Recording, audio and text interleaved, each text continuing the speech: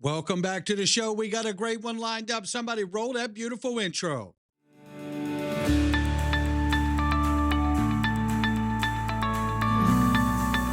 Digital Perspectives with Brad Kimes. Come on in.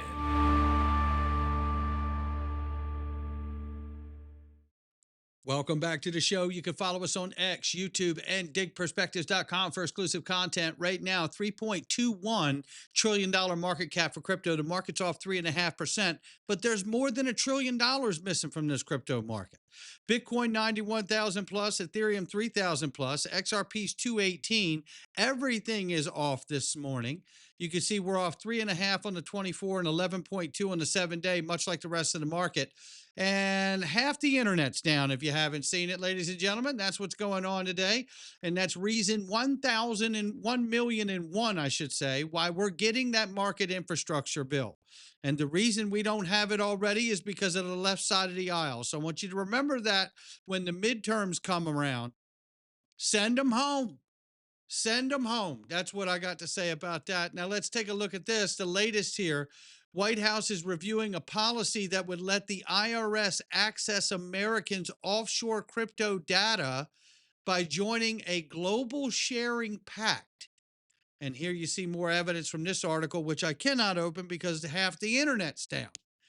But nonetheless, the government is beginning to evaluate a Treasury proposal which will empower the IRS to track and tax offshore crypto holdings of U.S. citizens. Now, listen, I know a lot of you are like immediately like, I don't like this, but I tell you what, this reminds me of the External Revenue Service, not the Internal Revenue Service.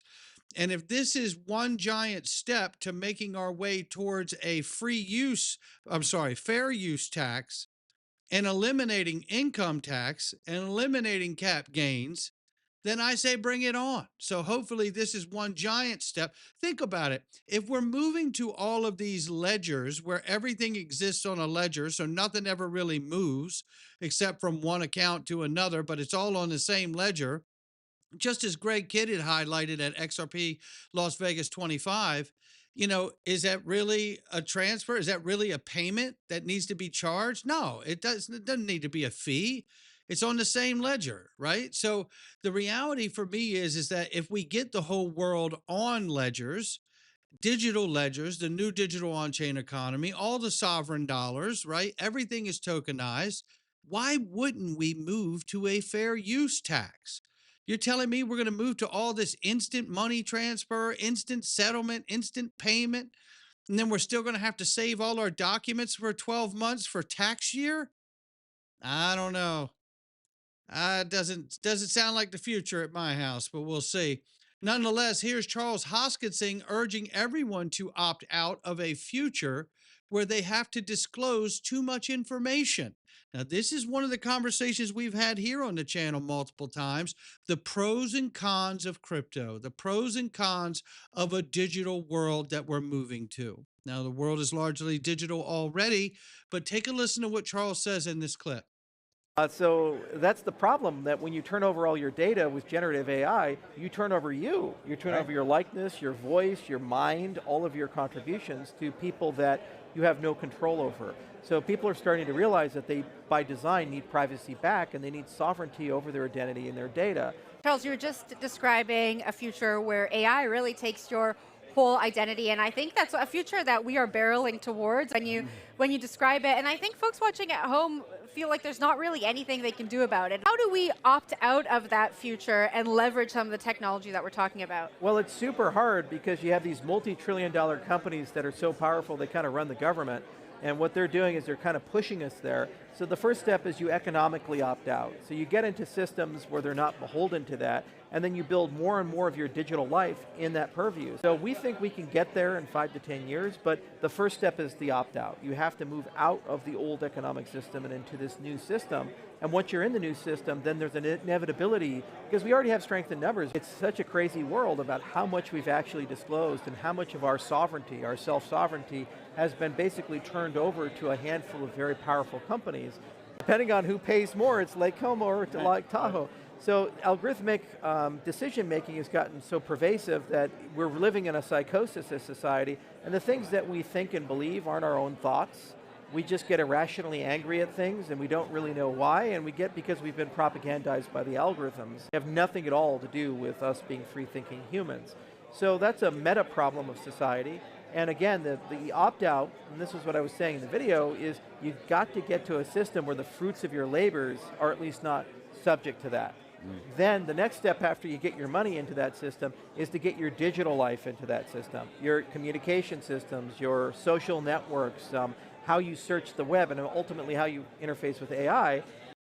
There you have it right there. But let's go to the other side of the equation here, because remember, Charles Hoskinson's also talked about how we're going to see the Magnificent Seven, the seven largest companies, roll out digital wallets for their customers, and that's to the tune of 3.5 billion users.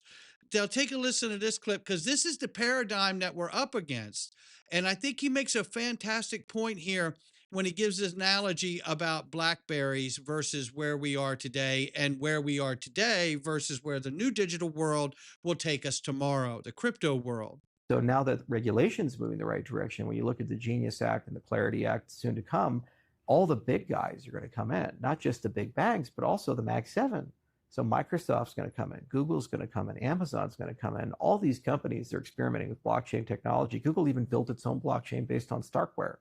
So all these people have this amazing technology. They have no incentive to go boost Ethereum or deploy on Ethereum. They can be Ethereum adjacent or gather liquidity, but they own the users. They have 3.5 billion users when you look at where they sit. So they can put a wallet in Android, they can put a wallet in Windows, they can put a wallet on their platforms. And when and where they do that, suddenly they're kind of kingmakers of the on and off ramps, and they're probably going to do something in a different direction.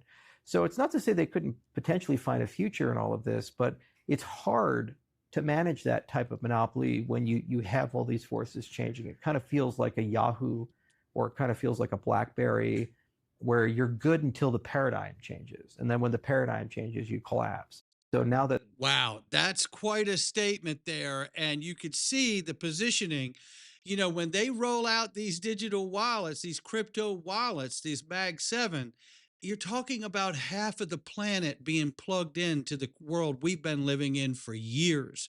That to me is super exciting, and what it would look like at that point. But meanwhile, I want to update everybody. We know Paul Atkins, the SEC chair, is huge advocate for crypto and embracing it with the proper regulation. Well, the US SEC has released its 2026 exam priorities, and digital assets are nowhere to be found, unlike previous years. Is this a sign of a shifting regulatory focus? I think it is.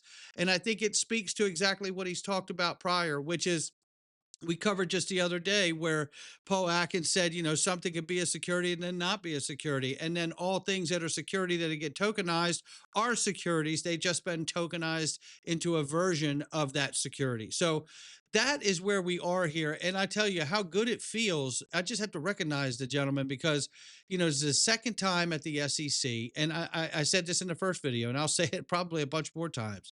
He is probably going to go down as the greatest SEC chairman that has ever sat in a seat.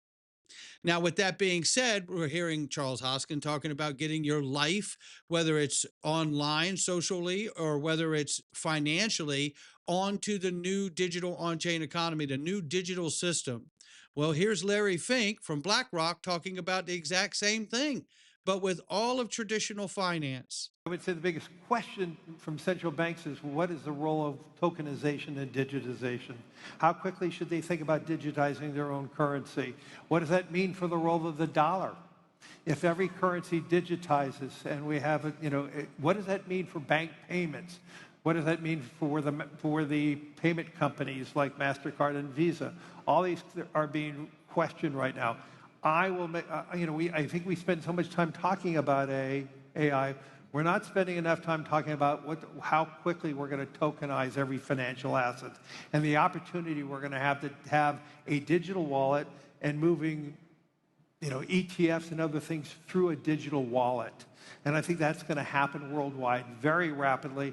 And I think most countries are ill-prepared for that and underappreciate how technology is changing that not unlike how technology is changing AI and other things. It will be changing the technology around the plumbing of finance. No doubt about it. And what do we know about that? Because it sounds great, but what we know is that these long wallet addresses are really not suited for a retail, everyday, practical use world. Well, MasterCard teams up with Polygon to let users send crypto to user names instead of long wallet addresses that are very complicated. And if you get one thing wrong, boy, you've messed up the whole thing, right? So there is a step in the direction of normalizing these things, right? Where you can go to a website instead of having to type in the exact IP address back in the day of crypto, right? So this is really, really exciting to see that step taking forward because it just aligns with everything we've heard so far today. And we can't forget this. Think of it. After 22nd of November, 2025, 4 days from now, all cross-border payments must be exchanged in ISO20022 format. How about that one? Right? And it's all for good because above all, using ISO20022 as a base will facilitate interoperability among distributed ledger technology implementations and FMIs. And you can see it highlighted right here. Indeed, by making use of ISO 20022, advocates of DLT and SC technologies will not slow down the implementation and acceptance of the new technologies. They will accelerate it. And that's where this world is going. And it's going to begin going there in another 4 days. Now, how much of this will be digital assets on the day that November 22nd hits? Well, if the market infrastructure bill hasn't passed, I would have bet it'd be a number somewhere close to zero, right? Now, what will it be after they pass the Market Infrastructure Act? I have no idea, but I would begin to think that's where we start to see the integration of stable coins and then the movement of other digital assets, Bitcoin, XRP, XLM, and so many others, right? And again, what we've known after year of being in this space is that we see things phased in over time. So I am super excited that we're at this moment. And it reminds me, you are here. That's where you are. November 22nd is just 4 days away. They're going live in 4 days now. And Ripple Bank Charter, still waiting on it. We should hear any day. The Federal Reserve Skinny Master account, where's it at? We should hear about it. The Clarity Act, any day. That's where we're at here. And it's super exciting to know that. Here's one more place that we're at. Looking at the total crypto market cap, excluding Bitcoin and Ethereum, there is quite possibly a potential for a $2 trillion surge into the altcoin market.